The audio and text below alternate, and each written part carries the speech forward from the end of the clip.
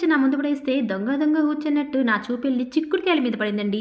దాంతో మనకున్న కనెక్షన్ అలాంటిది. మరి ఏ మసాలా ఘాటు లేని అమ్మలాగా కమ్మగా ఉండే చిక్కుడుకాయ కూర చేద్దాం పదండి. శుభ్రంగా కడిగిన చిక్కుడుకాయలకి ఈ నీళ్ళు తీసేసి ఒక బౌల్లో నీళ్లు పోసి మగ్గనివ్వండి. ఈలోపు ఇంకో స్టవ్ మీద బాండి పెట్టుకుని ఆయిల్ కాయిన తర్వాత తిరగమాత వేసుకొని ఎండుమిరపకాయలు, చిన్నుల్లి, అల్లం దంచింది, అలాగే ఉల్లిపాయలు వేసుకుని బాగా వేగనివ్వండి. పసుపు, ఉప్పు, చిన్నగా తరిగిన టమోటా ముక్కల్ని వేసి ఒక 2 సార్లు కలయపెట్టండి. 2 మినిట్స్ అయిన తర్వాత మనం ఉడకబెట్టిన చిక్కుడుకాయల్ని వడగట్టుకొని దానిలో వేసేయండి. మీ టేస్ట్ తగ్గట్టుగా కారం వేసి కూరంతా బాగా కలిపి మగ్గనివ్వడానికి పైన ఒక మూత పెట్టండి 5 మినిట్స్. ఫైనల్ గా టేస్ట్ అదిరిపోవడానికి శనగపొడి వేసుకోండి. అదేనండి పొప్పడం కూడా అని అంటారు కొన్ని ఏరియాలో. కొబ్బరి, చిన్నుల్లి, శనగపొడి ఇవన్నీ అమ్మమ్మల కాలం నాటి సూపర్ పవర్స్ అండి.